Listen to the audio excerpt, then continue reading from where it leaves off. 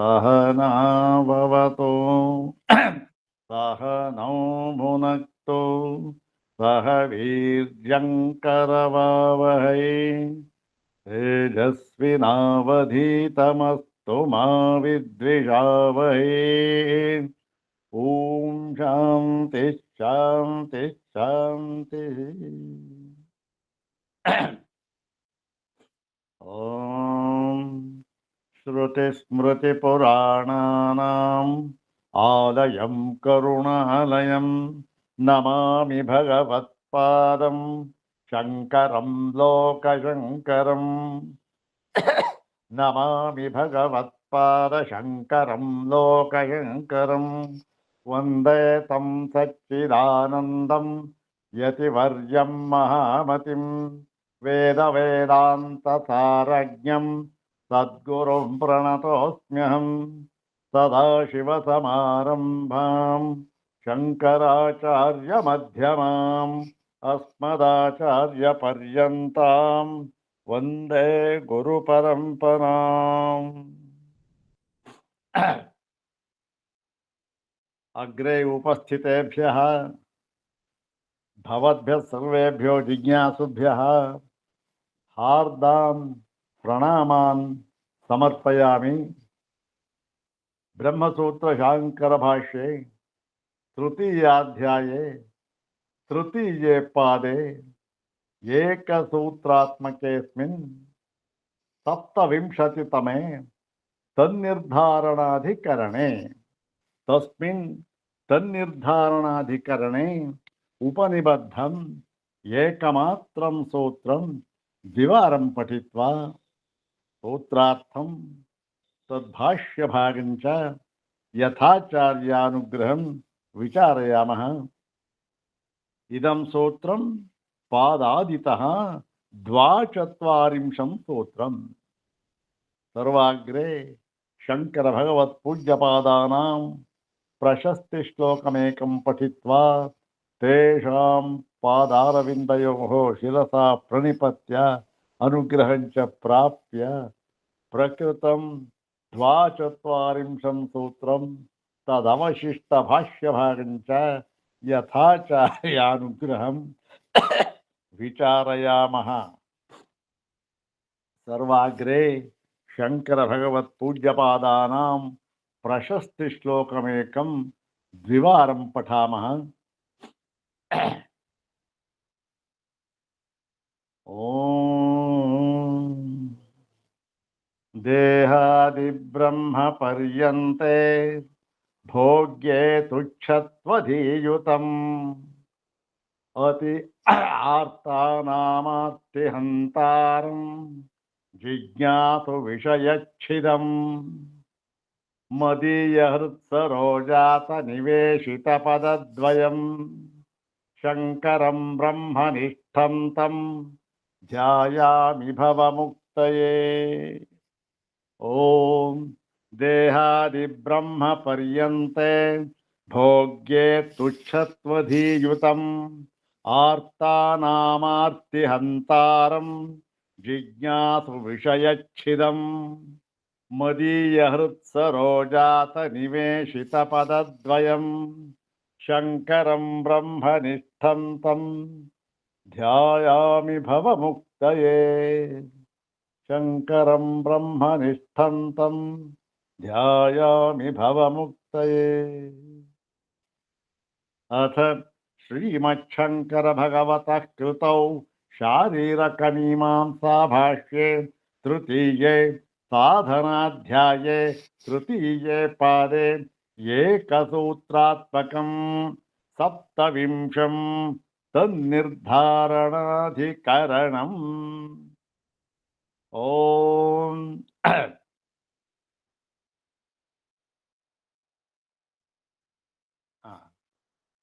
तन्निर्धारणानियमस्तदृष्टपृथग्यप्रतिबन्धः प्रथम फलम्। ॐ तन्निर्धारणानियमस्तदृष्टेः पृथग्यः प्रतिबन्धः फलम्। तन्निर्धारणानियमः तस्य कर्माङ्गव्यपाश्रयस्य विज्ञाने उपासनायां ಕರ್ಮಗುಣ ಯಾಥಾತ್ಮ್ಯಸ್ಯ ನಿರ್ಧಾರಣೆ ನ ಕೋಪಿ ನಿಯಮೋ ಅಸ್ತಿ ನಿತ್ಯ ಸಂಬದ್ಧ ನಿಯಮೋ ನಾಸ್ತಿ ಕುತಃ ಇತಿ ಪ್ರಶ್ನೆ ತದ್ದೃಷ್ಟೇ ತಸ್ಯ ದೃಷ್ಟೇ ಶ್ರುತಿಷು ಅನಿಯಮತ್ವ ದೃಷ್ಟೇ ಏವಂ ಜಾತೀಯಕಾನಾಂ ಕರ್ಮಾಂಗೋಪಾಸಕಾನಾಂ ಪೃಥಕ್ ಪೃಥಕ್ ಫಲಂ ಉಚ್ಯತೆ ಕಿಂ ತತ್ ಫಲಂ ಅಪ್ರತಿಬಂಧ ರೂಪಂ ಇತ್ಯಾದಿ ಫಲಂ ದೃಶ್ಯತೆ. ಅಂದ್ರೇನು? ಆ ಕರ್ಮಾಂಗಗಳನ್ನು ಆಶ್ರಯಿಸಿಕೊಂಡಿರುವ ಉಪಾಸನೆಯೇ ಪೂರ್ತಿಯಾಗಿ 100% ಉಪಾಸನೆ ಅಂತ ಅಲ್ಲ, ಸ್ವಲ್ಪ ಕರ್ಮ ಭಾಗಗಳನ್ನು ಆಶ್ರಯಿಸಿಕೊಂಡಿದೆ.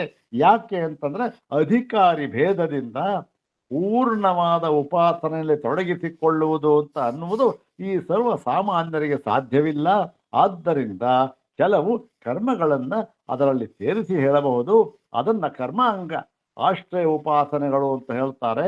ಇಂತಹ ಉಪಾಸನೆಗಳಲ್ಲಿ ಕರ್ಮ ಗುಣ ಆ ಯಾಥಾತ್ಮ್ಯ ಅದು ಹೇಗಿದೆಯೋ ಹಾಗೆ ಅದನ್ನ ನಿರ್ಧಾರಣೆ ಮಾಡುವುದರಲ್ಲಿ ನೋಡಿ, ಈ ಉಪಾಸನೆಗೆ ಈ ಗುಣ ಇಲ್ಲಿ ಇದು ಅಂತ ಹೇಳುವುದರಲ್ಲಿ ಯಾವ ನಿಯಮ ಇಲ್ಲ. ಅಂದ್ರೇನು? ಈ ಗುಣ ಎಲ್ಲ ಕಡೆಯಲ್ಲಿಯೂ ಇರಬೇಕು, ಇದೇ ನಿಯಮ. ಈ ಗುಣ ಎಲ್ಲ ಕಡೆಯಲ್ಲಿಯೂ ಇರಬಾರದು, ಇದು ನಿಯಮ. ಇರಬೇಕು, ಇರಬಾರದು ಎಂಬತಕ್ಕಂತಹ ವಿಧಿ ನಿಷೇಧಗಳು ಏನೂ ಇಲ್ಲ. ಮತ್ತೇನು ಅಂದ್ರೆ ಆಯಾಯ ಉಪಾಸನೆಗೆ ತಕ್ಕಂತೆ ಉಪಾಸ್ಯ ದೇವತೆ ಮತ್ತೆ ಆ ಉಪಾಸಕನ ಒಂದು ಫಲಾಭಿಲಾಷೆ ಇವಕ್ಕೆಲ್ಲ ಹೊಂದುವಂತೆ ಗುಣಗಳನ್ನು ಅನ್ವಯಿಸಿಕೊಳ್ಳಬೇಕು ಅಷ್ಟೆ. ನಿಯಮ ಏನು ಇಲ್ಲ. ಎಲ್ಲದರಲ್ಲೂ ಕೂಡ ಇದನ್ನ ನಾವು ಯೋಜಿಸಿಕೊಳ್ಳಬೇಕು ಎಂಬತಕ್ಕಂಥ ನಿಯಮ ಅಂತಕ್ಕಂಥದ್ದು ಏನೂ ಇಲ್ಲ. ಯಾಕೆ ಅಂತಂದ್ರೆ ಶ್ರುತಿಗಳಲ್ಲಿ ಹಾಗೆ ಕಂಡಿದೆ ನಮಗೆ.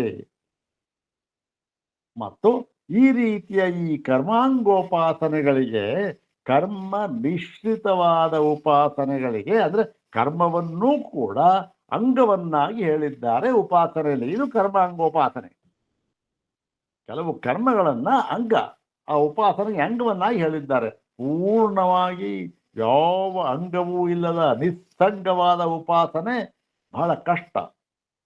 ಆದ್ದರಿಂದ ಈ ಸುಲಭವಾಗಿ ಹೇಳುವುದಕ್ಕಾಗಿ, ಸುಲಭವಾಗಿ ಅನುಷ್ಠಾನ ಮಾಡುವುದಕ್ಕಾಗಿ ಈ ರೀತಿಯ ಕರ್ಮಾಂಗೋಪಾಸನೆಗಳನ್ನು ವಿಧಾನ ಮಾಡಿದ್ದಾರೆ. ಈ ರೀತಿಯಾದ ಕರ್ಮಾಂಗೋಪಾಸನೆಗಳಿಗೆ ಬೇರೆ ಬೇರೆಯಾಗಿಯೇ ಫಲ ಅಂತಕ್ಕಂಥದ್ದು ಅಪ್ರತಿಬಂಧ ಎಂಬತಕ್ಕಂಥದ್ದು ಇದೆ. ಆದ್ದರಿಂದ ಈ ಒಂದು ಉಪಾಸನೆಗಳಲ್ಲಿ ಎಂಥ ಉಪಾಸನೆಗಳು ಕರ್ಮಾಂಗೋಪಾಸನೆಗಳಲ್ಲಿ ಆ ಗುಣ ಮುಂತಾದವುಗಳನ್ನು ಅವುಗಳ ಯಾಥಾತ್ಮ್ಯ ಹೇಗಿದೆಯೋ ಹಾಗೆ ಅದನ್ನು ನಿರ್ಧಾರಣೆ ಇದು ಹಾಕಬೇಕೋ ಬಿಡಬೇಕು ಅಂತನ್ನೋದ್ರಲ್ಲಿ ಯಾವ ನಿಯಮವೂ ಇಲ್ಲ. ಅಂದ್ರೇನು? ಎಲ್ಲ ಕರ್ಮಾಂಗೋಪಾಸನೆಗಳಲ್ಲಿ ಈ ಗುಣವನ್ನು ಹಾಕಬೇಕು ಯಾವ ನಿಯಮವೂ ಇಲ್ಲ.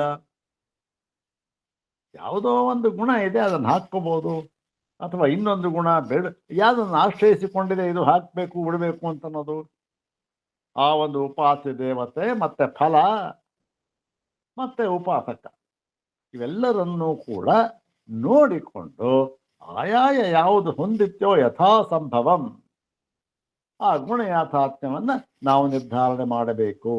ಅಷ್ಟು ನಿಯಮ ಏನು ಇಲ್ಲ ಅಂತ ಹೇಳಿದ್ರು. ಇದಕ್ಕಾಗಿ ಈಗ ಒಂದು ಸಣ್ಣ ಒಂದು ಆಖ್ಯಾ ಏನು ಅಂದ್ರೆ ಇದನ್ನ ಶ್ರುತಿಗಳಲ್ಲಿ ಹೇಳಿದೆ ಅಂತ ಹೇಳಿದ್ರು.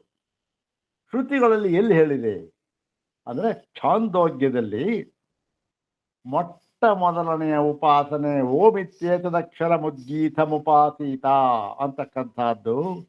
ಅಲ್ಲಿ ಇದು ಈ ಕರ್ಮಾಂಗೋಪಾಸನೆ ಅಲ್ಲಿ ಇದನ್ನ ಹೇಳಿದ್ದಾರೆ ಅಂತ ಹೇಳಿ ಆ ವಾಕ್ಯವನ್ನು ಹೇಳಿದ್ರು. ಆದರೆ ಆ ವಾಕ್ಯದ ಸಂದರ್ಭವನ್ನ ಏನ ಸಂದರ್ಭ ಎಲ್ಲಿ ಬಂದಿದೆ ಏನು ಅನ್ನುವುದನ್ನ ನಾವು ನಿನ್ನೆ ವಿಚಾರ ಮಾಡಿದ್ದೆವು. ಸ್ವಲ್ಪ ಅಪೂರ್ಣವಾಗಿತ್ತದು. ಅಪೂರ್ಣವಾದದ್ದನ್ನ ಇವತ್ತು ಪೂರ್ಣಗೊಳಿಸಿ ನಂತರ ಈ ಒಂದು ಭಾಷ್ಯ ಭಾಗವನ್ನ ಮುಂದುವರಿಸೋಣ. ನಿನ್ನೆ ಏನು ಹೇಳಿತ್ತು? ಆ ಯಾರು ಶಿಲಕ ಶಾಲಾವತ್ಯ ಮತ್ತೆ ಆ ಚೈಕಿತಾಯನ ದಾಲ್ಭ್ಯ ಮತ್ತೆ ಪ್ರವಾಹನ ಜೈವಲಿ ಅಂತಕ್ಕಂಥ 3 ಜನ. ಅವರು ಯಾರು? ಕರ್ಮಾಂಗೋಪಾಸನೆಗಳಲ್ಲಿ ನಿಪುಣರು. ಅವರು ಏನು ಮಾಡಿದ್ರು? ನಾವು ನಮ್ಮ ನೈಪುಣ್ಯವನ್ನ ಹೊರಹಚ್ಚಬೇಕಾದರೆ ಈ ಒಂದು ಪರಸ್ಪರ ವಿಚಾರ ವಿನಿಮಯ ಅಂತಕ್ಕಂಥದ್ದು ಬಹಳ ಮುಖ್ಯ. 4 ಜನ ಸೇರಬೇಕು, ಆ ವಿಚಾರವನ್ನು ಮಾಡಬೇಕು, ನಿರ್ಧಾರ ಮಾಡಬೇಕು, ಅಥವಾ ನಾವು ನಿರ್ಧಾರ ಮಾಡಿರುವುದನ್ನು ಗಟ್ಟಿಗೊಳಿಸಿಕೊಳ್ಳಬೇಕು. ಇದು ನಿಯಮ. ಹಾಗಾಗಿ ನಾವು ಈ ಉಪಾಸನೆಗಳಲ್ಲಿ ನಾವು ಬಲ್ಲವರಾಗಿದ್ದೇವೆ. ಉಪಾಸನೆಗಳನ್ನು ನಮಗೆ ಗೊತ್ತು, ವಿದ್ವಾಂಸರು ನಾವು. ಹಾಗಾಗಿ ನಾವು ವಿಚಾರ ಮಾಡೋಣ ಅಂತ ಹೇಳಿ ವಿಚಾರಕ್ಕೆ ಕೂತುಕೊಳ್ತಾರೆ 3 ಜನನೂ. ಆ 3 ಜನರಲ್ಲಿ ಇಬ್ಬರು ಯಾರು? ಈ ಪ್ರವಾಹನ ಜೈವಲಿಯನ್ನ ಬಿಟ್ಟು ಇನ್ನಿಬ್ಬರು ಚೈಕಿತಾಯನ ದಾಲ್ಭ್ಯ ಮತ್ತೆ ಶಿಲಕ ಶಾಲಾವತ್ಯ, ಇವರಿಬ್ಬರು ಕೂಡ ಬ್ರಾಹ್ಮಣರು. ಮತ್ತೆ ಈ ಪ್ರವಾಹನ ಜೈವಲಿ ಅಂತಕ್ಕಂಥ ಅವನು ಕ್ಷತ್ರಿಯ ರಾಜ. ಹಾಗಾಗಿ ಈ ವಿಚಾರಕ್ಕೆ ವಿನಿಮಯ ಕೂತ್ಕೊಳ್ತಾರದ. ಆವಾಗ ಇವರಿಬ್ಬರು ಏನು ಹೇಳಿದ್ರು? ಬ್ರಾಹ್ಮಣರು ನೋಡಿ, ರಾಜ ಯಾವತ್ತಿಗೂ ಕೂಡ ಅಧ್ಯಕ್ಷತೆಯನ್ನು ವಹಿಸಿ ಅವನು ಇವೆಲ್ಲವನ್ನೂ ಯೋಜಿಸ್ತಕ್ಕಂಥದ್ದು ರಾಜ. ಬ್ರಾಹ್ಮಣರ ಏನು ಕೆಲಸ ಏನು?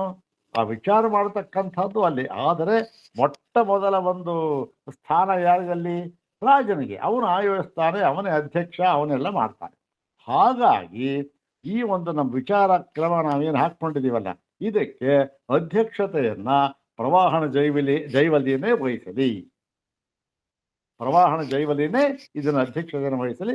ಅವನೇ ಮೊದಲ ಪ್ರಶ್ನೆ ಕೇಳಲಿ, ವಿಚಾರವನ್ನೇ ಮಾಡೋಣ ಅಂತ ಹೇಳಿದ್ರು. ಪ್ರಶ್ನೆ ವಿಚಾರ ಮಾಡಿದ್ರು.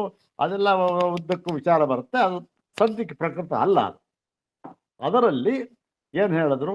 ಈ ಒಂದು ಜೈವಲಿ ಏನು ಹೇಳ್ದ ನೋಡಿ, ದಾಲ್ಭ್ಯ ಮತ್ತೆ ಈ ಒಂದು ಶಾಲಾವತ್ಯ ಇದ್ದಲ್ಲ, ಅವರಿಬ್ಬರದು ಕೂಡ ವಾದವನ್ನ ತಳ್ಳಿ ಹಾಕಿ, ನೀವು ಹೀಗೆ ತಿಳ್ಕೊಂಡಿರ್ತಕ್ಕಂಥ ಸರಿ ಇಲ್ಲ ಹೀಗೆ ಅಂತ ಹೇಳಿದ್ರು. ಆಯ್ತು. ಮತ್ತೆ ಇಲ್ಲಿ ಏನು ಅಂತಂದ್ರೆ ಒಂದು 2 ಅಂಶ ಇಲ್ಲಿ ನಾವು ಈ ಛಾಂದೋಗ್ಯದಲ್ಲಿ ನಾವು ತಿಳ್ಕೊಳ್ಬಹುದು. ಏನು? ಒಂದು, ಪ್ರವಾಹನ ಜೈವಲಿ ಕ್ಷತ್ರಿಯ ರಾಜ, ಹೌದ್ ತಾನೆ? ಅವನು ಈ ಒಂದು ಕರ್ಮಾಂಗೋಪಾಸನೆಗಳಲ್ಲಿ ಅವನು ಕೂಡ ನಿಪುಣನಾಗಿದ್ದ. ಅಂದ್ರೆ ಏನಾಯ್ತು? ಇದನ್ನ ಯಾರಿಗೋ ಕೆಲವರಿಗಾಗಿ ಹೇಳಿದ್ದಲ್ಲ, ಅಂದ್ರೆ ಕೇವಲ ಬ್ರಾಹ್ಮಣರಿಗಾಗಲಿ ಇನ್ನೊಬ್ಬರಿಗಾಗಿ ಹೇಳಿದ್ದಲ್ಲ, ಮಹಾರಾಜನಿಗೂ ಕೂಡ ಇದರಲ್ಲಿ ಯೋಗ್ಯತೆ ಇದೆ, ಮತ್ತೆ ಬೇರೆಯವರಿಗೂ ಯೋಗ್ಯತೆ ಇದೆ ಅಂತಕ್ಕಂಥದ್ದನ್ನ ತೋರಿಸಿಕೊಡುವುದಕ್ಕಾಗಿ ಉಪನಿಷತ್ತಿನಲ್ಲಿ ಈ ಕಥೆಯನ್ನು ಹಾಕಿದ್ದಾರೆ. ಅಂದ್ರೇನು? ಎಲ್ಲಿಯೂ ಕೂಡ ಉಪನಿಷತ್ತುಗಳಲ್ಲಿ ಈ ಆತ್ಮ ವಿಚಾರವನ್ನೇ ಆಗಲಿ ಉಪಾಸನಾ ವಿಚಾರವನ್ನೇ ಆಗಲಿ ಮಾಡುವಾಗ ಇಂಥವನ್ನೇ ಮಾಡಬೇಕು ಅಂತಕ್ಕಂಥ ನಿಯಮ ಇಲ್ಲ. ಇಲ್ಲಿ ಇವೆಲ್ಲ ಯಾವುದಕ್ಕೆ ಸಂಬಂಧಪಟ್ಟಿದೆ? ಸ್ವಲ್ಪ ಮಟ್ಟಿಗೆ ವೇದಾಂತಕ್ಕೆ ಸಂಬಂಧವಿದೆ. ಅಲ್ಲ, ವೇದಾಂತ ವಿಚಾರ ಛಾಂದೋಗ್ಯ ವೇದಾಂತ ವಿಷಯ, ವೇದಾಂತ ಭಾಗ ತಾನೆ, ಅದು ಸಂಬಂಧಪಟ್ಟಿದೆ. ಅಂದ್ರೇನು? ವೇದಾಂತಗಳಲ್ಲಿ ಈ ನಿಯಮ ಇಲ್ಲ. ಆದರೆ ಪೂರ್ವ ಭಾಗ ಇದೆಯಲ್ಲ, ವೇದ ಭಾಗ, ಅದರಲ್ಲಿ ಉಂಟು. ಅದು ಇಂಥವನೇ ವೇದಾಧ್ಯಯನ ಮಾಡಬೇಕು, ಇಂಥವ್ರು ಮಾಡಬಾರ್ದು, ಹೀಗೆ ಮಾಡಬೇಕು, ಇಂಥ ಕಡೆ ಮಾಡಬೇಕು, ಇಂಥ ಕಡೆ ಮಾಡಬಾರ್ದು, ಎಲ್ಲ ಬೇಕಾದಷ್ಟು ನಿಯಮ ಉಂಟಲ್ಲಿ. ಇಲ್ಲಿ ಯಾವ ನಿಯಮವೂ ಇಲ್ಲ. ಒಂದು ಅಂದ್ರೇನು? ಇಲ್ಲಿ ಈ ಭಾಗದಲ್ಲೇ ನಿಯಮ ಇಲ್ಲ ಅಂದಮೇಲೆ ಇನ್ನು ಕೇವಲ ಜ್ಞಾನ ಪ್ರಕರಣದಲ್ಲಿ ಯಾವ ನಿಯಮವೂ ಇಲ್ಲ. ಏನ್ ಬೇಕಾಗಿರ್ತಕ್ಕಂಥದ್ದು? ಅವನು ಸಾಧನ ಚತುಷ್ಟಯ ಸಂಪನ್ನನೇ ಅಲ್ಲವೇ, ಅಷ್ಟೇ ಯೋಗ್ಯತೆ ಅಲ್ಲಿ. ಒಂದು ಪಕ್ಷ ಸಾಧನ ಸಂಪನ್ನ ಯುಕ್ತನಾಗಿದ್ದರೆ ಯಾವುದೇ ಲಿಂಗ, ಮತ, ಜಾತಿ, ಧರ್ಮಗಳು ಏನಾರವಾಗಿ ಅವನಿಗೂ ಕೂಡ ವಿಚಾರಕ್ಕೆ ಅರ್ಹ ಅಂತಕ್ಕಂಥ ಒಂದು ವಿಚಾರವನ್ನ ಉಪನಿಷತ್ತುಗಳಲ್ಲಿ ಸಾವಿರಾರು ವರ್ಷದಿಂದ ಹೇಳಿದ್ರು. ಯಾರಿಗೂ ಕೂಡ ಇದನ್ನ ನಿಬಂಧನೆ ಮಾಡಿ ಹೇಳಿಲ್ಲ. ಆದರೆ ಏನೋ ತಪ್ಪು ತಿಳುವಳಿಕೆಯಿಂದ ನೋಡ್ರಿ ಇವರೇ ಹೇಳಿದ್ದಾರೆ, ಇವರೇ ಮಾಡಬೇಕು, ಏನೋ ಈ ಥರ ಒಂದು ಅಸೂಯೆ ಅಂತ ಪ್ರಾಪ್ತವಾಗಿದೆ. ಬಹಳ ದೌರ್ಭಾಗ್ಯ ಬಿಟ್ಟು ಹೀಗೆ ಆ ಒಂದು ಭಾಗ ಅಲ್ಲಿ. ಮತ್ತೆ ಈ ವಿಚಾರ ಒಂದು ನಿರ್ಧಾರ ಮಾಡುವಾಗ ವಿಚಾರ ಎಷ್ಟು ಪ್ರಧಾನ ಅಂತ ವಿಚಾರ ಮಾಡಬೇಕು. ಇದು ಎಲ್ಲಿಗೆ ಸಂಬಂಧಪಡುತ್ತೆ? ಎಲ್ಲ ಕ್ಷೇತ್ರದಲ್ಲೂ ಇದೆ. ಈಗ ಲೌಕಿಕ ಕ್ಷೇತ್ರದಿಂದ ಹಿಡಿದು ವೇದಾಂತದ ಅತಿ ಉನ್ನತವಾಗಿರತಕ್ಕಂಥ ಬ್ರಹ್ಮಾತ್ಮೈಕತ್ವ ಭಾವ ಎಲ್ಲ ಇದೆಯಲ್ಲ, ಅವನ್ನ ಅಲ್ಲಿಯವರೆಗೂ ಕೂಡ ವಿಚಾರ ಕ್ರಮ ಅಂತಕ್ಕಂಥದ್ದು ಬಹಳ ಮುಖ್ಯ. ವಿಚಾರಹೀನರಿಗೆ ಏನೇನೋ ಆಗುತ್ತೆ, ತಪ್ಪರ್ಥ ಏನೋ ಮಾಡ್ಕೊಳ್ತಾರೆ. ಹಾಗಾಗಿ ಇಲ್ಲಿ ವಿಚಾರಕ್ಕೆ ಪ್ರಧಾನವನ್ನು ಕೊಟ್ಟು ನಾವು ಅವ್ರ 3 ಜನರು ವಿದ್ವಾಂಸರೇ ಆದರೂ ಕೂಡ ಅದನ್ನು ಹೊರೆ ಹಚ್ಚುವುದಕ್ಕೆ 3 ಜನ ಒಂದು ಕೂತ್ಕೊಂಡು ವಿಚಾರ ಮಾಡಿದ್ರು ಅಂತಕ್ಕಂಥದ್ದು. ಈ ತರಹ ಒಂದು ನಿಯಮ ನಿಯಮ ಇದೆಯಲ್ಲ, ವಿಚಾರ ಮಾಡಬೇಕು ಅಂತಕ್ಕಂಥದ್ದು ಯೋಜನೆ ಇವೆಲ್ಲ ಇದೆಯಲ್ಲ, ಇದು ಈಗಲೂ ಕೂಡ ಇದೆ. ಇಲ್ಲಿ ನಾವು ಯಾರೂ ಕೂಡ ಅದನ್ನ ಗಮನಿಸೋದೇ ಇಲ್ಲ. ಇವಾಗ ನೋಡಿ, ಒಂದು ನಮ್ಮ ಮನೆಗಳಲ್ಲಿ ಅಥವಾ ನಿಮ್ಮ ಮನೆಗಳಲ್ಲಿ ಯಾವುದೋ ಒಂದು ಯಜ್ಞ, ಒಂದು ಹೋಮ ಮಾಡಬೇಕಾಗಿರುತ್ತೆ, ಪ್ರಧಾನ ಹೋಮ. ಅದು ಮಾಡಬೇಕಾದಾಗ ಪುರೋಹಿತರು ಬರ್ತಾರೆ. ಬಂದ್ಬಿಟ್ಟು ಏನು ಮಾಡ್ತಾರೆ, ಒಂದು 4-5 ಜನ ಬರ್ಬೇಕು ಸ್ವಾಮಿ ಅಂತಾರೆ. ಬರ್ತಾರೆ. ಬಂದ್ಬಿಟ್ಟು ಅವ್ರು ಏನು ಮಾಡ್ತಾರೆ, ಮೊಟ್ಟ ಮೊದಲಿಗೆ ಋತ್ವಿಜರು ಅವ್ರನ್ನೆಲ್ಲ ಆರಿಸ್ಕೊಂಡು ಇಂಥವ್ರು ಇಂಥ ಬಂದಿರ್ತಾರೆ, ಆರಿಸ್ಬಿಟ್ಟು ಅವರಿಗೆ ಋತ್ವಿಗ್ ವರಣ ಅಂತ ಕೊಡ್ತಾರೆ. ಅಂದ್ರೆ ಏನು, ಅವರಿಗೆ ನೀವು ಇದನ್ನು ಮಾಡಿಕೊಡಿ, ಈ ಕರ್ಮವನ್ನು ಮಾಡಿಕೊಡಿ, ನಿಮ್ಗೆ ಎಷ್ಟು ಬೇಕು ದುಡ್ಡು, ಎಷ್ಟು ಬೇಕು ಸಂಭಾವನೆ, ಎಲ್ಲವನ್ನೂ ಕೂಡ ಅಗ್ರಿಮೆಂಟ್ ಅಂತಾರಲ್ಲ, ಆ ಥರ ಆಗ್ಬಿಡುತ್ತೆ ಅಲ್ಲಿ ಋತ್ವಿಗ್ ವರ್ಣದಲ್ಲಿ. ಆಮೇಲೆ ಏನು ಮಾಡ್ತಾರೆ, ಈ ಕರ್ಮ ಮಾಡಬೇಕಲ್ಲ, ಮಾಡಬೇಕಾದರೆ ಇನ್ನೊಂದು ಒಂದು ವಿಧಿ ಅಂತ ಮಾಡ್ತಾರೆ. ಅದನ್ನು ಗಮನಿಸೋದಿಲ್ಲ. ಸುಮ್ಮನೆ ಬಾರಪ್ಪ ಅಂತಾರೆ, ಒಂದು 2 ಕೈ ಇಟ್ಕೋ, ಸೊ ದಕ್ಷಿಣೆ ಇಡು, ಸರಿ ಕೊಡು, ಅಷ್ಟೇ ಬಿಡ್ರಿ. ಯಾತಕ್ಕೆ ಏನು ಎತ್ತ ಯಾವನಿಗೂ ಗೊತ್ತಿಲ್ಲ. ಯಾತಕ್ಕದು ಅಂತಂದ್ರೆ ಅದು ಪರಿಷತ್ ಸಂಭಾವನೆ ಅಂತ. ನಾವು ಸಮೇತ ಮಾಡಿದಾಗೆಲ್ಲ ಮಾಡಿದ್ವಿ. ಪರಿಷತ್ ಈಗ ಪ್ರತಿ ಮನೆಯಲ್ಲಿ ಮಾಡಿದಾಗಲೂ ಮಾಡ್ತಾರೆ ಅದನ್ನ ಪರಿಷತ್ ಸಂಭಾವನೆ ಅಂತ. ಪರಿಷತ್ತು ಅಂತ ಮಾಡ್ತಾರೆ. ಪರಿಷತ್ತು ಅಂದ್ರೆ ಏನು, 4 ಜನ ಸೇರಿಕೊಂಡು, ಅದರಲ್ಲಿ ವಿಧಾನ ಇದೆ. 4 ಜನ ಸೇರಿಕೊಂಡು ಅದನ್ನು ವಿಚಾರ ಮಾಡಿ ಹೀಗೆ ಎಂಬುದಾಗಿ ನಿರ್ಧಾರ ಮಾಡತಕ್ಕದ್ದು. ಒಬ್ಬರಿಂದ ಆಗತಕ್ಕಂಥಲ್ಲ, ಒಬ್ಬರಿಂದ ಮಾಡ್ಬೋದು ಕೆಲವು ಕಡೆ, ಈಗಲೂ ಇದೆ ನೋಡಿ. ಹೈಕೋರ್ಟ್, ಸುಪ್ರೀಂ ಕೋರ್ಟಲ್ಲಿ ಏನು ಅದೇನೋ ನನಗೆ ಗೊತ್ತಿಲ್ಲ, ಸಿಂಗಲ್ ಬೆಂಚ್ ಅಂತಾರೆ, ಅಥವಾ 2-3 ಜನ ಇರ್ತಕ್ಕಂಥ ಪೀಠ ಅಂತಾರೆ. ಹೀಗೆ ಈಗಲೂ ಇದೆ, ಇಲ್ಲೂ ಕೂಡ ಇದೆ. ಇದಕ್ಕೇನು ಹೇಳ್ತಾರೆ, ಪರಿಷತ್ತು ಅಂತ ಹೇಳ್ತಾರೆ. ಆ ಪರಿಷತ್ತಿನಲ್ಲಿ ಕೂತ್ಕೊಂಡು ವಿಚಾರ ಮಾಡಬೇಕು. ಆ ಪರಿಷತ್ನಲ್ಲಿ ಏಕಾವರ ಪರಿಷತ್ತು ಅಂತ ಇದೆ, ಒಬ್ಬನೇ, ಇನ್ಯಾರೂ ಇಲ್ಲ, ಅವನು ಹೇಳಿದ್ದೆ ನಿರ್ಣಯ. ಕೆಲವು ಸಂದರ್ಭಗಳಲ್ಲಿ. ಇನ್ನೊಂದು ಕೆಲವು ಸಂದರ್ಭಗಳಲ್ಲಿ ತ್ರಿವರ ಪರಿಷತ್ ಅಂತ ಇದೆ, ಅದು 3 ಜನ ಕೂತ್ಕೊಂಡು ವಿಚಾರ ಮಾಡಿ ನಿರ್ಧಾರ ಮಾಡಬೇಕಾಗ್ತದೆ. ಇನ್ನು ಷಡ್ವರ ಅಂತ ಇದೆ, 6 ಜನ, ಅಷ್ಟಾವರ ಅಂತ ಇದೆ, ಮತ್ತೆ ದಶಾವರ ಪರಿಷತ್ತು. ಬಹಳ ಗಹನವಾದ ವಿಷಯಗಳನ್ನ ತೀರ್ಮಾನ ಮಾಡುವಾಗ ಎಲ್ಲರೂ ವಿದ್ವಾಂಸರುಗಳು ಒಂದು ದಶಾವರ ಪರಿಷತ್ತು, 10 ಜನ ವೇದಾಂಗ ಪಂಡಿತರು ಆಯಾ ಭಾಗದಲ್ಲಿ ಪಾರಂಗತರಾಗಿರ್ತಕ್ಕಂಥವ್ರು ಬಂದು ವಿಚಾರ ಮಾಡಿ ನಿರ್ಣಯ ಮಾಡ್ತಾರೆ. ಇದು ಒಂದು ವಿಧಾನ. ಆ ವಿಧಾನವನ್ನ ಇಲ್ಲೂ ಕೂಡ ಅನುಸರಿಸಿಕೊಂಡು ತೀರ್ಮಾನ ಮಾಡಿದ್ರು. ಏನು ಯಾವ ನಿಯಮ ಅಂತ ಏನೂ ಇಲ್ಲ, ಮಾಡುವ ಚಾನಲ್ ಮುಂದೆ ಬರುತ್ತೆ, ಅದು ಇರಲಿ, ನಮಗೆ ಇಷ್ಟು ಮಾತ್ರ ಬೇಕಷ್ಟೆ, ನಿಯಮ ಏನೂ ಇಲ್ಲ. ಆಯಿತು. ಇದಕ್ಕೆ ಪೂರಕವಾಗಿ ಇನ್ನೊಂದು ಕಥೆಯನ್ನು ಬಂದಿತ್ತು. ಯಾವುದದು, ಆ ಕುರು ದೇಶದ ಒಂದು ಕಥೆ, ಕುರು ಪಾಂಚಾಲ ದೇಶ. ಅಲ್ಲಿದ್ದವರೆಲ್ಲ, ಕುರುಪಂಚಾಲ ದೇಶ ಅಂದರೆ ಪ್ರಸಿದ್ಧವಾದದ್ದು ವಿದ್ವಾಂಸರಿಗೆ. ಅಲ್ಲಿ ಒಬ್ಬ ಈ ಮಹಾನ್ ಪಂಡಿತ, ಆದ್ರೆ ಏನು ಮಾಡ್ತಾರೆ, ಅವನು ಬಹಳ ದಟ್ಟ ದಾರಿದ್ರ್ಯವನ್ನು ಅನುಭವಿಸ್ತಾ ಇರ್ತಾನೆ. ಉಷಸ್ತಿ ಚಾಕ್ರಾಯಣ ಅಂತಂತಾನು ಪ್ರಸಿದ್ಧನಾಗಿರ್ತಾನೆ. ಒಂದು ಸಾರಿ ಆ ಕುರುಕ್ಷೇತ್ರ ಇದು ಬಂದ್ಬಿಡುತ್ತೆ, ಏನು ಬರ, ಭೀಕರ ಬರಗಾಲ. ಮಠ ಚೀಹತೇಶು ಕುರುಷು ಅಂತ ಚಾಂದೋಗಿರ್ತಕ್ಕಂಥ ಮಠ ಚೀಹತೆ. ಮಠ ಚೀ ಅಂದ್ರೆ ಬರ ಅಂದ್ರೆ ಅಂತಿಂತ ಬರ ಅಲ್ಲ, ಅಯ್ಯೋ ಘನಘೋರವಾದ ಬರ. ಯಾವತ್ತು ಎಷ್ಟೋ ವರ್ಷದಿಂದ ಬಂದ್ಬಿಟ್ಟಿದೆ, ಏನೂ ಇಲ್ಲ. ಪ್ರಾಣಿಗಳಿಗಾಗಲಿ ಮನುಷ್ಯರಿಗಾಗಲಿ ತಿನ್ನೋಕ್ಕೆ ಅನ್ನ ಇಲ್ಲ, ಕುಡಿಯೋದಕ್ಕೆ ನೀರಿಲ್ಲ, ಹೀಗಾಗ್ಬಿಟ್ಟಿದೆ. ಇಂತಹ ಸಂದರ್ಭ ಒಬ್ಬ ಇವನು ಯಾರು ಈ ಉಷತ್ತು ಚಾಕ್ರಾಯಣ ಹಸಿವಾಗ್ಬಿಟ್ಟಿದೆ. ಮನೆಯಲ್ಲಿ ಚಿಕ್ಕವಳಾದ ಹೆಂಡತಿ, ಏನ್ ಮಾಡೋದು, ಹೋಗ್ತಾ ಇರ್ತಾನೆ, ಒಬ್ಬ ಮಾವಟಿಗೆ ಹುರುಳಿ ತಿಂತಾ ಇರ್ತಾನೆ, ಸ್ವಲ್ಪ ಕೊಡು ಅಂತಾನೆ. ಇಲ್ಲಪ್ಪ ಎಂಜಲಾಗ್ಬಿಟ್ಟಿದೆ ಇದು, ನೀನು ತಿನ್ನಲ್ಲ, ಇಲ್ಲ ಪರವಾಗಿಲ್ಲ ಕೊಡು ಅಂತಾನೆ. ಅದನ್ನೇ ಸ್ವಲ್ಪ ತಿಂತಾನೆ. ತಿನ್ಬಿಟ್ಟು ಇನ್ನು ಸ್ವಲ್ಪ ನನ್ನ ಹೆಂಡತಿಗೆ ಇರಲಿ ಅಂತ ತೊಗೊಂಬರ್ತಾನೆ. ಮೇಲೆ ಕುಡಿಯೋಕೆ ನೀರು ಬೇಡವಾ ಅಂತ ಕೇಳ್ತಾನೆ ಮಾವಟಿಗ.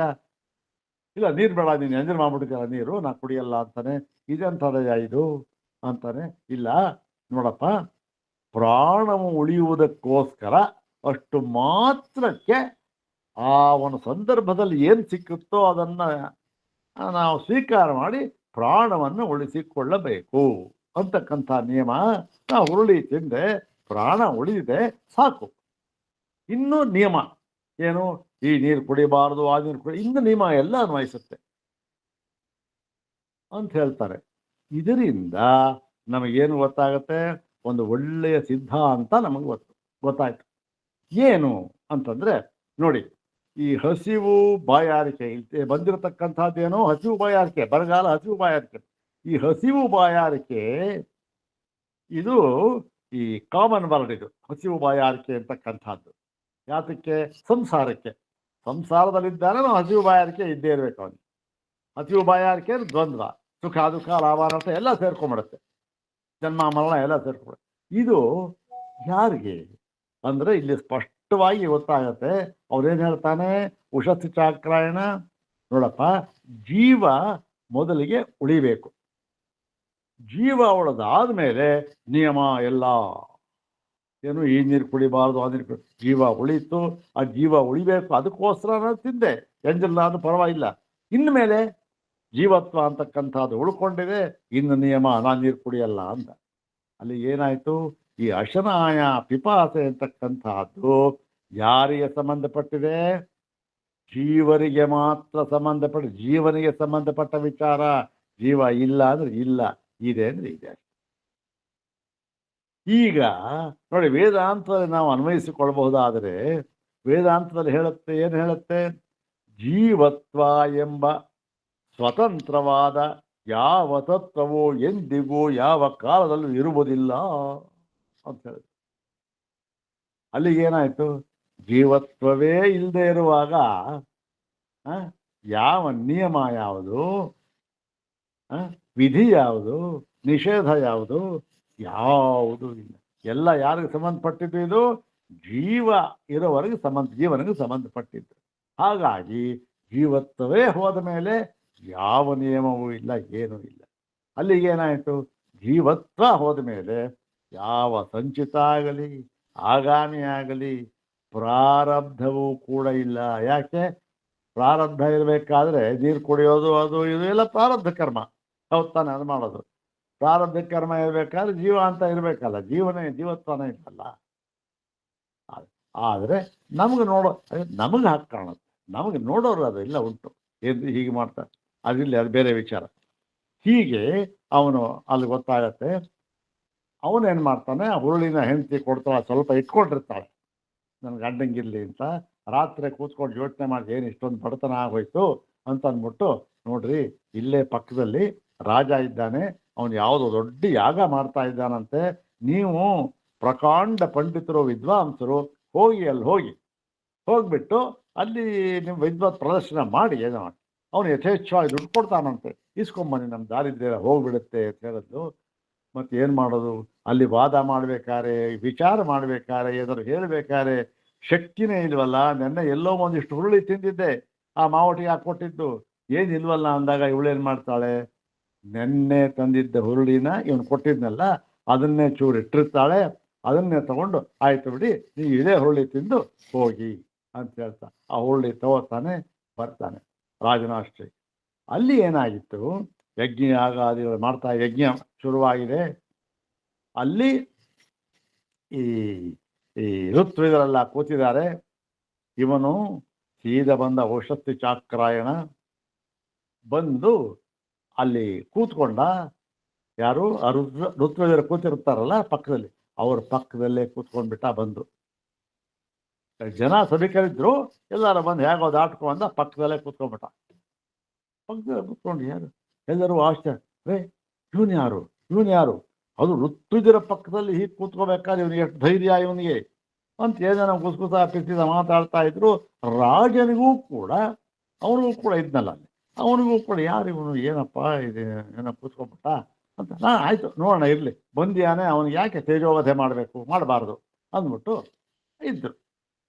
ಇವನೇನು ಮಾಡ್ದ, ಅಲ್ಲಿ ಈ ಪ್ರಸ್ತೋತರು ಮತ್ತೆ ಉದ್ಗಾತರು ಮುಂತಾದವರೆಲ್ಲ ಇದ್ರು, ಪ್ರತಿಹರ್ತರು.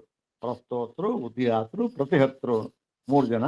ಇದೆಲ್ಲ ಏನು, ಇದು ಸಾಮವೇದದ, ಇವೆಲ್ಲ ಈ ಸಾಮವೇದ ಹೇಳಿರ್ತಕ್ಕಂಥ ಈ ಸಾಮ, ಭಕ್ತಿ ಇವೆಂತಕ್ಕಂಥದ್ದು, ಅಲ್ಲೇ ಸ್ತೋಭ, ಇವೆಲ್ಲ ಸಾಮ ವೇದದಲ್ಲಿ ಬರ್ತಕ್ಕಂಥ ಪದಗಳು.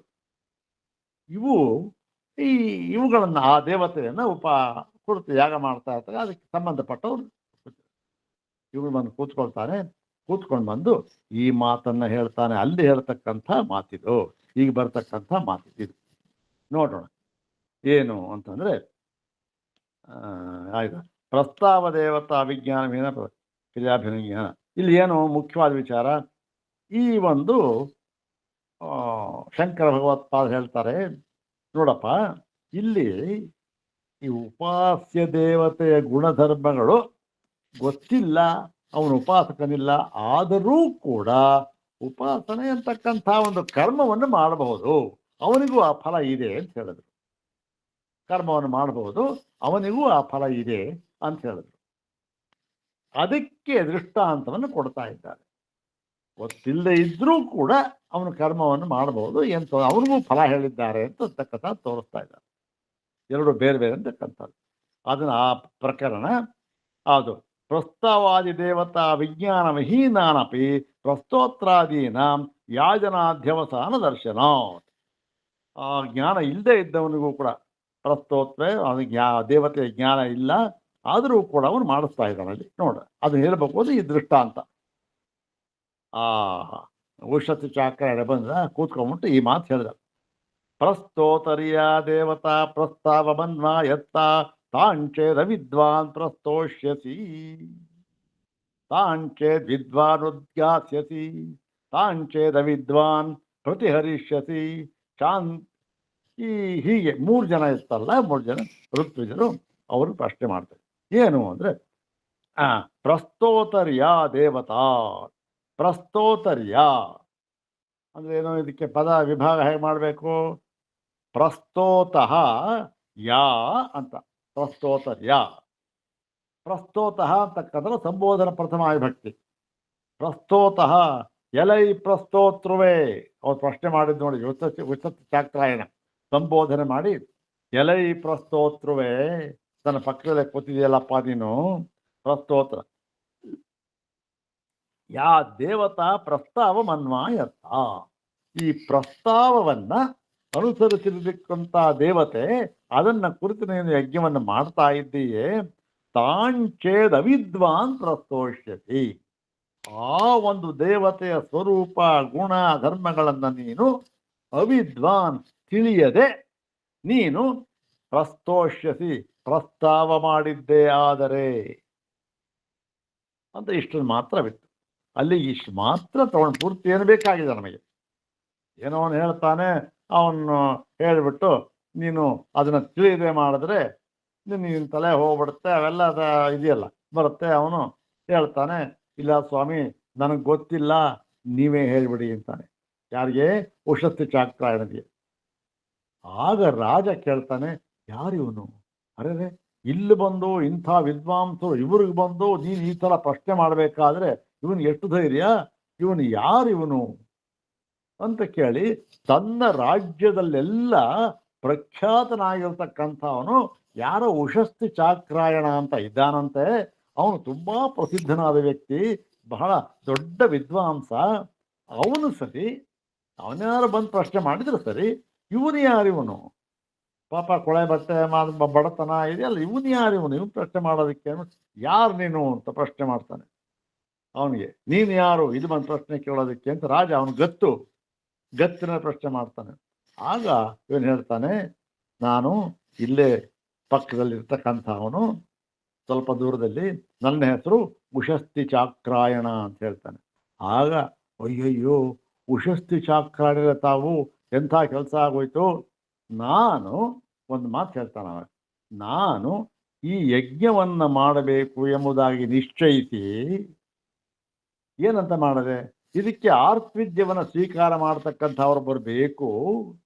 ಆ ಆರ್ತ್ವಿಜ್ಯ ಸ್ವೀಕಾರ ಮಾಡುವುದಕ್ಕೆ ಉಷಸ್ತಿ ಚಾಕ್ರಾಯಣರೇ ಸೂಕ್ತ, ಇನ್ಯಾರು ಸೂಕ್ತರಲ್ಲ ಎಂಬುದಾಗಿ ನಿರ್ಧಾರ ಮಾಡಿ ಈ ಯಜ್ಞವನ್ನ ಮಾಡಬೇಕು ಅಂತ ಸಂಕಲ್ಪ ಮಾಡದೆ, ಆದರೆ ತಾವು ಸಿಗಲಿಲ್ಲ ಅಥವಾ ಏನೋ ಹುಡುಕಲ್ಲ, ಎಲ್ಲೋ ಇದ್ದೀವಿ ಪಾಪ ಅಜ್ಞಾತ. ನೋಡಿ, ಇಂಥ ದೊಡ್ಡ ವಿದ್ವಾಂಸ ಆಗಿದ್ರು ಕೂಡ ಅಜ್ಞಾತ, ಯಾರಿಗೂ ಗೊತ್ತಿಲ್ಲ. ಹೀಗೆ ಇವತ್ತಿಗೂ ಇದ್ದಾರೆ ವಿದ್ವಾಂಸರು, ಎಷ್ಟೋ ಜನ ಅಜ್ಞಾತರು. ಏನು ಅವ್ರ ಹೆಸರು ಹೇಳೋಕ್ಕೂ ಇಷ್ಟಪಡಲ್ಲ, ಎಲ್ಲಿಗೂ ಬರಲ್ಲ. ಮಹಾನ್ ವಿದ್ವಾಂಸರು ಅವ್ರ ಪಾಡು ಅವ್ರು ಇರ್ತಾರೆ.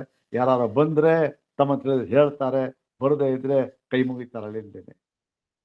ಇವತ್ತಿಗೂ ಇದ್ದಾರೆ ಅಲ್ತಾನೆ. ಅವನು ನೀವು ಸಿಕ್ಲಿಲ್ಲ ಉಷಸ್ ಚಾಕ್ರಾಯಣರು, ಅದಕ್ಕೆ ನಾನು ಇವರಿಗೆ ಆರ್ತ್ವಿದ್ಯ ಕೊಟ್ಬಿಟ್ಟೆ. ಯಾರಿಗೆ? ಈ 3 ಜನ ಇದ್ದಾರಲ್ಲ, ಇವ್ರಿಗೆ ಕೊಟ್ಬಿಟ್ಟೆ. 6 ಜನ ಇನ್ನೂ ಇರ್ತಾರೆ, ಕೊಟ್ಟೆ ಆರ್ತ್ವಿದ್ಯನ. ಆದರೆ ಈಗ ನಾನು ರಾಜ ಹೇಳ್ತಾ ಇದ್ದೀನಿ, ಸ್ವಾಮಿ ನೀವು ಇಲ್ಲಿ ಬಂದಿದ್ದೀರಿ ಈಗ ಅಯಾಚಿತವಾಗಿ, ನಾನು ಹೇಳಿ ಕಳಿಸ್ತಿಲ್ಲ, ತಾವೇ ಬಂದುಬಿಟ್ಟಿದ್ದೀರಿ. ಆದ್ದರಿಂದ ಈ ಯಜ್ಞಕ್ಕೆ ನೀವು ಪೂರ್ಣವಾದ ಆರ್ತ್ವಿಜ್ಯವನ್ನು ವಹಿಸಿ, ಅಂದರೆ ನೀವು ಋತ್ವಿಜರಾಗಿ ಆರ್ತ್ವಿಜ್ಯವನ್ನು ವಹಿಸಿ ಯಜ್ಞವನ್ನು ಪೂರೈಸಿಕೊಡ್ಬೇಕು ಅಂತ ನನ್ನ ಪ್ರಾರ್ಥನೆ ಅಂತ ಇವನು ಅಲ್ಲಿಂದ ಎದ್ದು ಬಂದು ಸಿಂಹಾಸನದಿಂದ ಕೈ ಮುಗಿದು ಇವನು ಕೇಳ್ಕೊಳ್ತಾನೆ ರಾಜ. ಆಗ ಈ ಉಷಸ್ತಿ ಚಾಕ್ರಾಯಣ ಒಂದು ಮಾತು ಹೇಳ್ತಾನೆ, ನೋಡಪ್ಪ, ನೀನು ಇವರಿಗೆ ವರ್ಣವನ್ನು ಕೊಟ್ಟಿದ್ದೀಯೇ, ಇವರು ವರಿಸಿದ್ದಾರೆ. ಏನು ಋತ್ವಿಗ್ ವರ್ಣ ಅಂತ ಮಾಡ್ತಾರ ಪ್ರತಿಯೊಂದರಲ್ಲೂ, ಅಲ್ಲೆಲ್ಲ ಇದೆ, ಅದೆಲ್ಲ ವಿಧಾನ ನಾವು ತಿಳ್ಕೊಡ್ಬಾ. ಏನೋ ಮನೇಲಿ ನಾವು ಮಾಡಿದ್ರು ಕರ್ಮ, ಪುರೋಹಿತನಿಗೆ ಕೇಳ್ವಿ ಯಾವುದಿದು, ಯಾಕಪ್ಪ, ಏನು ಪೂರ್ವ ಏನು ಮಂತ್ರ ಹೇಳ್ತಾ ಇದ್ದೀರಿ ನೀವು, ಏನು ಅವ್ರು ಕೇಳ್ತಾ ಇದ್ದೀರಿ, ಎಲ್ಲ ಇರಬೇಕು. ಇರಲಿ, ಅವ್ರು ಋತ್ವಿಗ್ ವರ್ಣವನ್ನು ಕೊಟ್ಟಿದ್ದೀಯೇ ನೀನು, ಅವ್ರು ತಗೊಂಡಿದ್ದಾರೆ, ವರ್ಣ ಸ್ವೀಕಾರ ಮಾಡಿದ್ದಾರೆ, ವರ್ತಿದ್ದಾರೆ. ಆದ್ದರಿಂದ ನಾನು ಮಾಡಿಸುವುದು ಸೂಕ್ತವಲ್ಲ. ಅವರಿಗೆ ವರ್ಣ ಕೊಟ್ಟಿದ್ದೀಯ ನೀನು, ಆದರೆ ನೀನು ಇಷ್ಟು ಹೇಳ್ತಾ ಇದ್ದೀನಿ ರಾಜ, ನೀನು ನಾನೇ ನೇತೃತ್ವ ವಹಿಸಿ ಮಾಡ್ತೇನೆ, ಆದರೆ ಯಾವ ಆಸ್ತ್ವಿಜ್ಯವನ್ನು ನಾನು ವಹಿಸಿಕೊಳ್ಳೋದಿಲ್ಲ. ಅಂದರೆ ಇವನಿಗೆ ಬಹಳ ಸಂತೋಷ ಸ್ವಾಮಿ ಅಂತ ಕೈ ಮುಗಿತಾನೆ. ಆದರೆ ನನ್ನದೊಂದು ಷರತ್ತು ಅಂತಾನೆ. ಯಾರು? ಉಷಸ್ತಿ ಚಾಕ್ರಾಯಣ. ನನ್ನದೊಂದು ಷರತ್ತು. ಏನು ಷರತ್ತು ಸ್ವಾಮಿ ಹೇಳಿ, ಏನು ಷರತ್ತಾದ್ರೂ ಪೂರೈಸ್ತೇನೆ, ನಾನು ಯಜ್ಞ ತಮ್ಮ ನೇತೃತ್ವದಲ್ಲೇ ಆಗಬೇಕು ಅಂತ. ಏನಿಲ್ಲಪ್ಪ, ಅಂಥದ್ದೇನೋ ಷರತ್ತೇನೋ ದೊಡ್ಡದಲ್ಲ ನಿನಗೆ. ಈ 3 ಜನಕ್ಕೂ ನೀವು ಋತ್ವಿಗ್ರಹಣ ಮಾಡುವಾಗ ಕೊಡುವಾಗ ಅವರಿಗೆ ಎಷ್ಟು ಸಂಭಾವನೆ ಮತ್ತು ಏನು ಅನುಕೂಲತೆ ಏನು ಕೊಡ್ತೀನಿ ಅಂತ ಹೇಳಿದ್ಯೋ 3 ಜನಕ್ಕೂ ಹೇಳಿದ್ಯಲ್ಲ, ಒಬ್ಬೊಬ್ರಿಗೂ ಬೇರೆ ಬೇರೆ, ಅವೆಲ್ಲವನ್ನೂ ಕೂಡ ಒಟ್ಟಿಗೆ ಸೇರಿಸಿ ನನಗೆ ಕೊಡ್ಬೇಕು.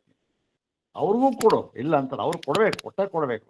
ಆದರೆ ಅವ್ರಿಗೆ ಏನು ಕೊಡ್ತೀಯೋ ಅದಷ್ಟನ್ನು ಎಲ್ಲವನ್ನು 3 ಜನದ್ದು ಒಟ್ಟಿಗೆ ಸೇರಿಸಿ ನನಗೆ ಕೊಡ್ಬೇಕಷ್ಟೆ. ಹಾಗಿದ್ದರೆ ನಾನು ಇಲ್ಲಿ ಈ ಒಂದು ಆರ್ತ್ವಿಜ್ಯ ಅಂತಲ್ಲ ಸ್ವೀಕಾರ ಮಾಡೋದಿಲ್ಲ, ಆರ್ತ್ವಿಜ್ಯ ಅವ್ರಿಗೆ ಕೊಟ್ಟಿದ್ದೆ, ನೇತೃತ್ವ ವಹಿಸಿ ಮಾಡ್ತೇನೆ ಅಂತ ಹೇಳ್ತಾನೆ ಉಷಸ್ತಿ ಚಾಕ್ರಾಯಣ. ಅವನು ರಾಜ ಹೇಳ್ತಾನೆ, ಸ್ವಾಮಿ ನಾನು ತಮ್ಮ ಒಂದು ಈ ಅಪ್ಪಣೆ ಇದೆಯಲ್ಲ ಅದನ್ನು ಶಿರಸಾವಹಿಸಿ ಮಾಡ್ತೇನೆ ಅಂದ್ಬಿಟ್ಟು ತೊಗೊಂಡು ಬನ್ನಿ ಅಂದ್ಬಿಟ್ಟು ತಟ್ಟೆ ತುಂಬ ಚಿನ್ನದ ನಾಣ್ಯ ತೊಗೊಂಬರ್ತಾನೆ. ಇವನು ಕೊಟ್ಟು ಅವನು ಪೂರೈಸಿ ಮಾಡ್ತಾನೆ. ಅಲ್ಲಿ ಪ್ರಮಾಣ ಜೈವಲಿ ಈ ಪ್ರಶ್ನೆ ಮಾಡ್ತಾನೆ, ಏನಪ್ಪ ನೀನು ಅಲ್ಲಿ ತೀರ್ಮಾನ ಮಾಡ್ತಾರೆ, ಪ್ರಾಣ ಅನ್ನ ಮುಂತಾದವುಗಳನ್ನು ತೀರ್ಮಾನ ಮಾಡ್ತಾರೆ, ಬೇರೆ ವಿಚಾರ. ಅಲ್ಲಿ ಏನು ಮುಖ್ಯವಾದ ಭಾಗ ಇಷ್ಟು ಮಾತ್ರ. ಪ್ರಸ್ತಾವ ದೇವತೆಯನ್ನ ತಿಳಿಯದೆ ಇವನು ಮಾಡ್ತಾ ಇರ್ತಾನೆ. ಆ ಪ್ರಸ್ತಾವ ದೇವತೆ ಯಾರು ಅಂತ ಉಷಸ್ತಿ ಚಾಕ್ರಾಯಣ ಹೇಳ್ತಾನೆ ಮುಂದೆ, ಗೊತ್ತಿಲ್ಲ. ಆದರೂ ಕೂಡ ಇವನು ಆ ಒಂದು ಕರ್ಮವನ್ನು ಮಾಡಬಹುದು, ಅಷ್ಟು ಮಾತ್ರ ಇಲ್ಲಿ ಬೇಕಷ್ಟೆ ನಮಗೆ. ಅದಕ್ಕೆ ಉದಾಹರಣೆ ಎಲ್ಲಿ ಹೇಳಿದ್ದಾರೆ ಸ್ವಾಮಿ ಅಂತ ಹೇಳಿದ ಪೂರ್ವ ಪಕ್ಷಿ. ಅದಕ್ಕೆ ಶಂಕರ ಭಗವತ್ತ ಹೇಳ್ತಾ ಇದ್ದಾರೆ, ನೋಡಪ್ಪ ಇಲ್ಲಿ ಹೇಳಿದ್ದಾರೆ. ಮತ್ತೆ ಇದೇ ರೀತಿ ಪ್ರಸ್ತಾವನೆಗೂ ಕೂಡ ಪ್ರಸ್ತಾವನವಾಯ್ತಾ. ಮತ್ತೆ ತಾಂಚೇದ ವಿದ್ವಾನ್ ಉದ್ಗಾಸ್ಯಸಿ, ಆ ಉದ್ಗಾನ ಮಾಡ್ತಾ ಇದ್ದಾನಲ್ಲ ಉದ್ಗಾತರು, ಅವನನ್ನು ಕುರಿತು ಹೇಳಿ ಹೇ ಉದ್ಗಾತ ಉದ್ಗಾತಃ, ಅಲ್ಲೂ ಅಷ್ಟೇ ಹೇ ರೇ ಉದ್ಗಾತೃವೇ, ನೀನು ಈ ಒಂದು ಉದ್ಗೀತ ಮಾಡ್ತಾ ಇದೆಯಲ್ಲ, ಆ ತಿಳಿಯದೆ ನೀನು ಮಾಡಿದ್ದಾದ್ರೆ ನಿನಗೂ ಹೀಗಾಗುತ್ತೆ ಅಂತಾನೆ. ಅದು ಅವನು ಹೇಳ್ತಾನೆ ಯಾವ ದೇವತೆ ಅಂತಾನೆ, ಚಾಕ್ರಾಯಣ ಅಲ್ಲ ಇದು ಅಂತ ಹೇಳ್ತಾನೆ. ಹೀಗೆ ಮುಂದುವರಿಯುತ್ತದೆ. ಅದಕ್ಕಿಷ್ಟೇ ಇಲ್ಲಿ. ಮತ್ತೆ ತಾಂಚದ ಉದ್ಗಾಸ್ಯಸಿ, ತಾಂಚದ ಪ್ರತಿಹರಿಸಿ. ಅಪಿ ಚ ಏವಂಜಾತೀಯಕಸ್ಯ ಕರ್ಮವ್ಯಪಾಶ್ರಯಸ್ಯ ವಿಜ್ಞಾನಸ್ಯ ಪೃಥಗೇವ ಕರ್ಮಣ ಫಲಂ ಉಪಲಭ್ಯತೆ. ಕರ್ಮ ಫಲಸಿದ್ಧ್ಯ ಪ್ರತಿಬಂಧ ತತ್ ಸಮೃದ್ಧಿ ಅತಿಶಯ ವಿಶೇಷ ಕಶ್ಚಿತ್. ನೋಡಿ, ಈ ಒಂದು ಜಾತಿ ಅಂದ್ರೆ ಯಾವುದು? ಕರ್ಮಾಂಗೋಪಾಸನೆಗಳಿಗೆ, ಕರ್ಮವನ್ನು ಅಂಗವಾಗಿ ಉಳ್ಳಂತಹ ಈ ಉಪಾಸನೆಗಳಿಗೆ, ಕರ್ಮ ವ್ಯಪಾಶ್ರಯತೆ, ಕರ್ಮವನ್ನು ಆಶ್ರಯಿಸತಕ್ಕಂಥ ವಿಜ್ಞಾನ ಅಂದ್ರೆ ಉಪಾಸನೆಗಳಿಗೆ ಬೇರೆ ಬೇರೆಯಾಗಿಯೇ ಫಲಗಳನ್ನು ಹೇಳಿದ್ದಾರೆ. ಏನು? ಇವನಿಗೆ ಕರ್ಮ ಫಲ ಸಿದ್ಧಿ ಆಗೋದಕ್ಕೆ ಅಪ್ರತಿಬಂಧ. ಕರ್ಮ ಫಲ ಯಾವುದೋ ಉದ್ದೇಶ, ಕರ್ಮ ಮಾಡಿದ್ದ ಆ ಫಲ ಸಿದ್ಧಿ ಆಗಬೇಕು. ಸಿದ್ಧಿ ಮಾಡುವುದಕ್ಕೆ ಇರತಕ್ಕಂಥ ಬರಬಹುದಾದ ಎಲ್ಲ ಪ್ರತಿಬಂಧವನ್ನು ಕೂಡ ತೆಗೆದು ಹಾಕಿಬಿಡುತ್ತದೆ. ಒಂದು ಫಲ, ಅದು ಒಂದು ಫಲ ತಾನೆ, ತೆಗೆದು ಹಾಕಿಬಿಡೋದು.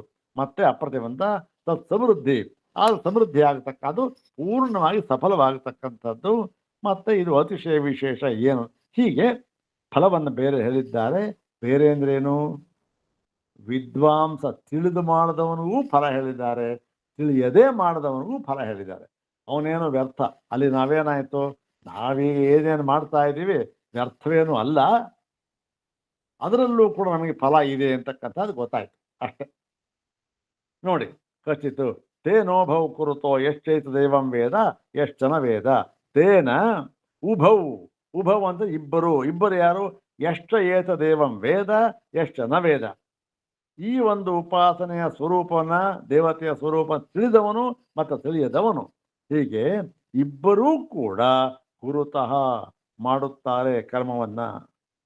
ಆದರೆ ಏನಪ್ಪ ಆದರೆ ಎರಡಕ್ಕೂ ಕೂಡ ಫಲವನ್ನ ಸ್ವಲ್ಪ ಬೇರೆಯಾಗಿ ಹೇಳಿಬಿಟ್ಟಿದ್ದಾರೆ. ಏನು? ಈ ಒಂದು ಉಪನಿಷತ್ತು, ಈ ಒಂದು ಉಪಾಸನೆಯ ಜ್ಞಾನ, ಪೂರ್ಣವಾದ ಜ್ಞಾನವಿದ್ದು ಮಾಡುವವನು ಮತ್ತೆ ಜ್ಞಾನವಿಲ್ಲದೆ ಮಾಡುತ್ತೆ ಕೇವಲ ಕರ್ಮ ಮಾಡದ, ಅವನಿಗೂ ಅಧಿಕಾರ ಉಂಟು ಮಾಡೋದಕ್ಕೆ. ಇದೆಲ್ಲದಕ್ಕೂ ಇಬ್ಬರಿಗೂ ಕೂಡ ಫಲ ಏನು ಅಂತಂದ್ರೆ ಅದನ್ನು ಹೇಳ್ತಾರೆ ನೋಡಿ. ವಿದ್ಯಾತು ನಾನಾತು ವಿದ್ಯಾ ಚ ವಿದ್ಯಾ ಯದೇವ ವಿದ್ಯೆಯ ಕರೋತಿ ಶ್ರದ್ಧೆಯ ಉಪನಿಷದ ತದೇವ ವೀರ್ಯವತ್ತರಂ ಭವತಿ. ಹೀಗೆ ನಾನಾತು ವಿದ್ಯಾ ಚ ವಿದ್ಯೆ. ನಾನಾ ಅಂತಂದ್ರೆ ಇದು ಬೇರೆ ಬೇರೆಯದಾಗಿದೆ ಅಂತ ಅರ್ಥ. ಬೇರೆ ಬೇರೆಯದೇನು? ತಿಳಿದು ಮಾಡುವವನು ಮತ್ತು ತಿಳಿಯದೇ ಮಾಡುವವನು, ಇವರಿಬ್ಬರು ಎರಡು. ನಾನಾ ಅಂತ ಇಬ್ಬರು ಬೇರೆ ಬೇರೆಯವರು. ಇವರಿಗೂ ಯಾರು? ವಿದ್ಯಾ ಚ ಅವಿದ್ಯಾ. ವಿದ್ಯಾ ಅವಿದ್ಯೆ ಅಂತ, ಜ್ಞಾನ ಅಜ್ಞಾನ ಎರಡು ಜ್ಞಾನ ಇದೆ.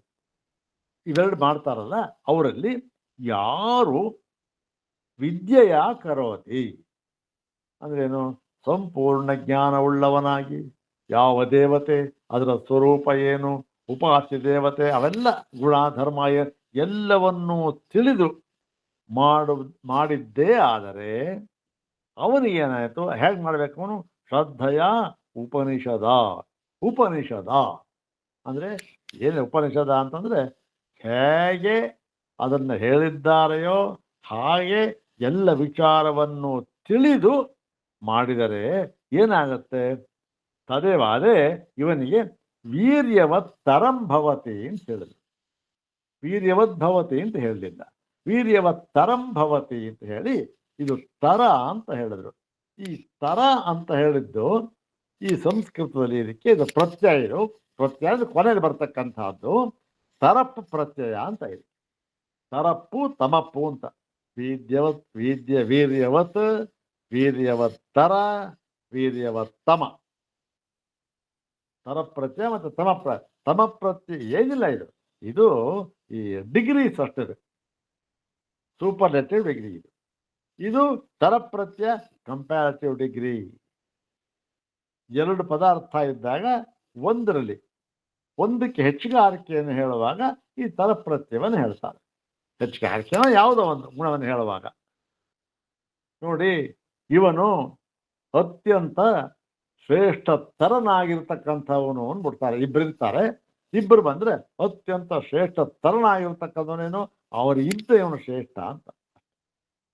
ಹೀಗೆ ಹೀಗೆ ವೀರ್ಯವತ್ತರಂ ಭವತಿ ಅಂತ ಹೇಳಿರುವಾಗ ಈ ತರಪ್ರತ್ಯಯ ಎರಡು ಯಾವುದು? ತಿಳಿದು ಮಾಡದವನು, ತಿಳಿಯದೇ ಮಾಡದವನು. ತಿಳಿದು ಮಾಡದವನಿಗೆ ವೀರ್ಯವತ್ತರ ಆಗುತ್ತೆ ಅದು ಕರ್ಮ. ವೀರ್ಯವತ್ತರ ಅಂದ್ರೇನು? ತಿಳಿಯದೆ ಮಾಡುವವನಿಗಿಂತ ಇದು ಬೇರೆಯಾಗಿಯೇ ಇನ್ನೂ ಕೂಡ ಹೆಚ್ಚಾಗಿ ಫಲ ಉಂಟಾಗುತ್ತೆ ಅಂತಕ್ಕಂಥ ತರಪ್ರತ್ಯಯಿಂದ ಹೇಳಿದ್ದಾರೆ. ಆದ್ದರಿಂದ ಅಷ್ಟೇ ವ್ಯತ್ಯಾಸ. ಇತಿ ತತ್ರ ನಾನಾತು ಇತಿ ವಿದ್ವತ್ ಪ್ರಯೋಗಯೋ ಪೃಥಕ್ಕರಣಾತ್. ಇಲ್ಲಿ ನಾನಾತು ಅಂದ್ರೇನು? ಬೇರೆ ಬೇರೆಯಾಗಿ ಏನು? ವಿದ್ವತ್ ಪ್ರಯೋಗಯೋ. ಒಂದು ತಿಳಿದು ಮಾಡಿದವನು, ಇನ್ನೊಂದು ತಿಳಿಯದೆ ಮಾಡುವವನು. ಹೀಗೆ ಪೃಥಕ್ಕರಣಾತ್ ಎರಡು ಬೇರೆ ಬೇರೆಯಾಗಿ ಮಾಡಿರುವುದರಿಂದ ವೀರ್ಯವತ್ತರಂ ಇತಿ ವೀರ್ಯವತ್ತರಂ ಅಂತ ಹೇಳಿ ಇತಿ ತರಪ್ರತ್ಯಯ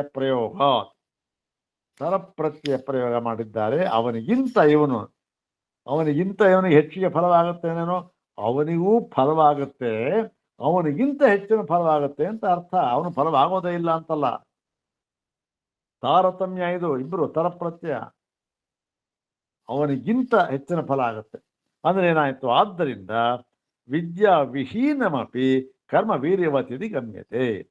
ಯಾರು ಆ ಒಂದು ಸ್ವರೂಪವನ್ನ ತಿಳಿಯದೆ ಕರ್ಮವನ್ನ ಮಾಡ್ತಾನೋ ಅವನಿಗೇನಾಗುತ್ತೆ? ಅವನಿಗೆ ಕೇವಲ ವೀರ್ಯವುಳ್ಳದ್ದಾಗಿ ಆಗುತ್ತದೆ ಅಷ್ಟೇ. ಅವನಿಗೆ ಕೇವಲ ವೀರ್ಯವುಳ್ಳದ್ದಾಗಿ ಆಗುತ್ತೆ, ಅವನು ಇಲ್ಲ ಅಂತಲ್ಲ.